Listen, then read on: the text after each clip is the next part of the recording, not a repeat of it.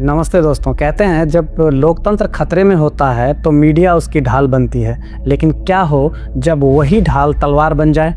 आज भारत की मीडिया उस मोड़ पर खड़ी है जहां प्रोपेगेंडा और खबर के बीच की लकीर मिट चुकी है।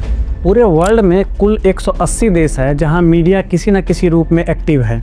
प्रत्येक साल मीडिया हाउस के फ्रीडम ऑफ स्पीच के एनालिसिस के आधार पर एसोसिएट नेशन को एक रैंक दिया जाता है। आपको जान के हैरानी होगी कि इस रैंकिंग में भारत का स्थान 151वां है। ये सिर्फ एक नंबर नहीं है, बल्कि दुनिया के सबसे बड़े डेमोक्रेसी के चौथे पिलर का ढहने का सबूत है। आज से कुछ साल पहले पत्रकारिता एक मिशन हुआ करती थी, पर आज एक बैलेंस शीट बन के रह गया है, जहां टीआरपी यह निर्धारित करता है कि कौन सा न्यूज चलेगा और कौन सा न्यूज नहीं। अब ऐसे लगता है कि भारतीय मीडिया चंद कॉरपोरेट दिग्गजों की मुट्ठी में सिमट गया है।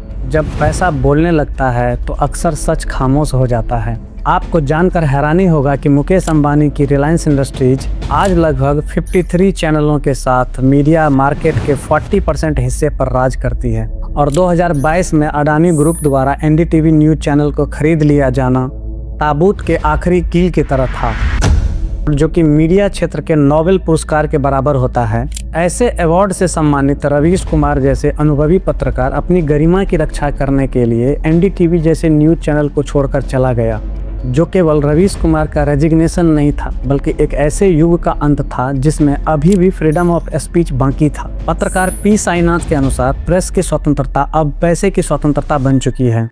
मतलब मीडिया हाउस के न्यूज एंकरों को आप पे करके कुछ भी बुलवा सकते हो, चाहे उस बात की ऑथेंटिसिटी हो या ना हो। न्यूज मीडिया हाउसेस का मेन काम है मौजूदा सरकार से सवाल पूछना, उनके द्वारा बनाए गए नीतियों का एनालिसिस करना और सच जनता के सामने रखना। लेकिन आज 82% पत्रकारों का खुद मानना है कि मीडिया आज सत्ताधारी दल के प्रतिपक्ष पाती हैं, जो सरकार के गलत नीतियों के अगेंस्ट आवाज उठाना तो छोड़िए, खबरों का एनालिसिस कर सही सूचना भी हम आम इंसान तक नहीं पहुंचा पा रही है। आजकल का न्यूज सूचना का स्रोत नहीं, मनोरंजन का साधन बन चुका है। आपको याद होगा जब मई 2025 में भारत और पाकिस्तान के बीच तनाव बढ़ा था तो न्यूज रूम वार रूम बन गया था। एयर रेड सायरन, उड़ते हुए फाइटर जेट्स, न्यूज एंकर का एक्शन सीन और वार फील्ड का ग्राफिक्स देखकर ऐसा लग रहा था जैसे पाकिस्तान को छोड़िए, अफगानिस्तान से लेकर ईरान तक को आज भारत में मिला डालेगा। अब इसे आप क्या कहेंगे? क्या ये पत्रकारिता था या एक तमाशा था? इतना ही नहीं, ऑपरेशन सिंदूर के दौरान एबीपी न्यूज, इंडिया टीवी और आज तक जैसे बड़ी मीडिया हाउस ने इजराइल के आयरन डोम के पुराने वीडियो को भारतीय सेना की कार्रवाई बताकर पेश किया। वीडियो गेम के फुटेज और एआई डीप फेक का इस्तेमाल करके जनता के बीच डर फैलाया गया। क्या था यह सब? शायद ये लोग भूल गए थे कि ये लोग एक न्यूज चैनल के जिम्मेदार एंकर हैं, जिन्हें जनता को सच दिखाना चाहिए। हॉलीवुड मूवी के एक्शन स्टार नहीं है जो क्रिएटिविटी के नाम पर टाइम ट्रेवल, मल्टीवर्स और डायनासोर के युग तक पहुंच जाए। कुछ तो अंतर रखिए क्रिएटिविटी और सच्चाई में।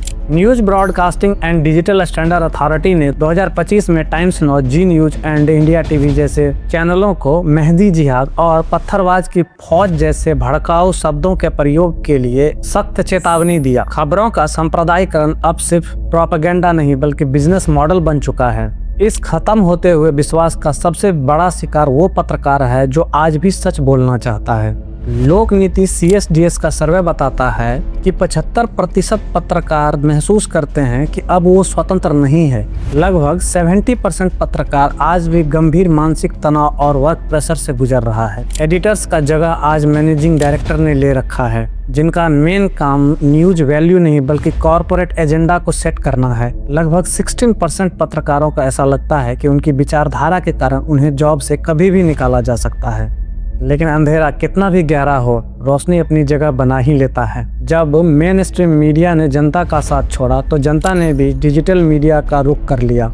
आज भारत में लगभग 46% लोग सूचना के लिए सोशल मीडिया पर डिपेंडेंट है। एक इंटरेस्टिंग फैक्ट बताऊं, मोदी जी के यूट्यूब चैनल के व्यू रीच जहां आज 0.027% है, वहीं एक इंडिपेंडेंट यूट्यूबर ध्रुव राठी का व्यू रीच लगभग 61% है। यूट्यूबर ध्रुव राठी के लगभग 31 मिलियन और रवीश कुमार के लगभग 14 मिलियन सब्सक्राइबर यह साबित करता है कि लोग आज भी निष्पक्ष पत्रकारिता देखने के भूखे हैं।